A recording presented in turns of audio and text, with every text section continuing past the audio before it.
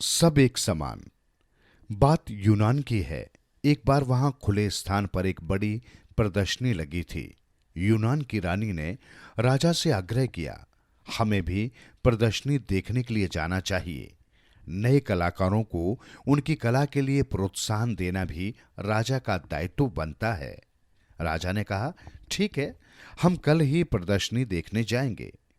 उस प्रदर्शनी में अपोलो की बहुत ही सुंदर मूर्ति थी। अपोलो को यूनानी अपना भगवान मानते हैं। राजा ने अपने जीवन में अपोलो की मूर्ति तस्वीरें बहुत देखी थी। इस तस्वीर में उसे कुछ अलग ही दिखाई दिया। राजा ने पूछा, ये किसने बनाई है? ये सुनकर वहां खड़े सभी लोग खामोश हो गए। किसी को यह पता नहीं था कि उसका बनाने वाला कौन है। थोड़ी देर में ही सिपाही एक लड़की को पकड़ लाए। उन्होंने राजा से कहा, महाराज, इस लड़की को पता है कि यह मूर्ति किसने बनाई है, लेकिन ये बताती नहीं।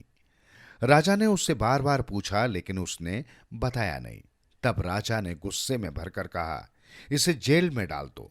ये सुनते ही एक नौजवान सामने आया और राजा के पैरों में गिर पड़ा और बोला, अन्नदाता, आप मेरी बहन को छोड़ दीजिए। कसूर इसका नहीं, मेरा है। मुझे दंड दीजिए। यह मूर्ति मैंने बनाई है।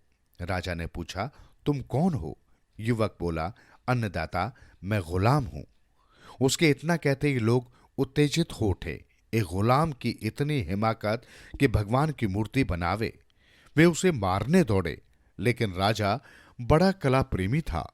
उसने लोगों को रोका और बोला, तुम लोग शांत हो जाओ। देखते नहीं मूर्ति क्या कह रही है? वो कहती है कि भगवान के दरबार में सब बराबर हैं। यह कहकर राजा ने बड़े आदर से कलाकार को इनाम देकर विदा किया और उसे मुक्त भी कर दिया।